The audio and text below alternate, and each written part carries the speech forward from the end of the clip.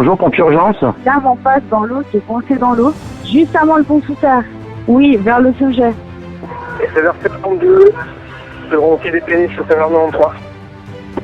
C'est leur confirme pour le bateau.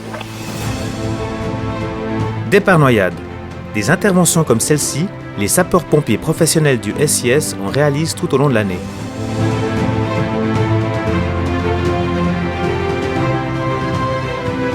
Ici, vous n'en voyez que deux. Mais regardons de plus près. Tout part de la centrale d'engagement où une vingtaine d'hommes et de femmes se relaient jour et nuit pour répondre aux demandes de secours.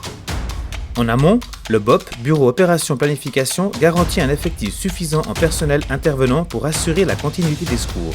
Et c'est le BEP, Bureau Études et Prospectives, qui veille à ce que les moyens soient adaptés à la mission. Mais revenons à nos deux sapeurs-pompiers.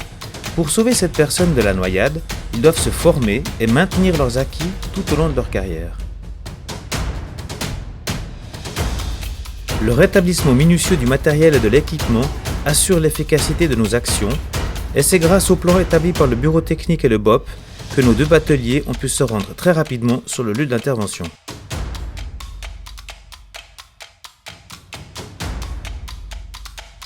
Le bateau et les 90 engins de secours du SIS sont entretenus et réparés par nos mécaniciens et nos carrossiers.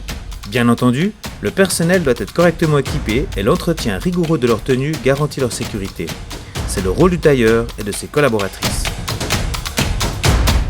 Tout cela ne s'articulerait pas sans le travail de nos logisticiens qui aident à la préparation des places d'instruction, au rééquipement des engins et veillent au bon fonctionnement du matériel.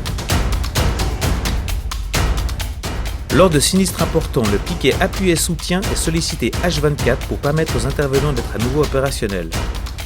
Les locaux sont équipés et aménagés pour faciliter la rapidité des départs en intervention.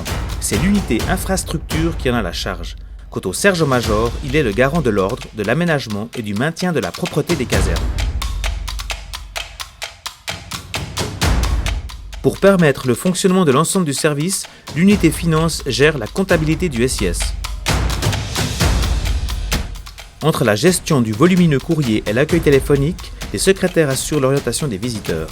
Et l'ensemble du personnel bénéficie de l'appui de l'unité des ressources humaines. Quant à la protection civile, elle gère les abris de protection en ville de Genève.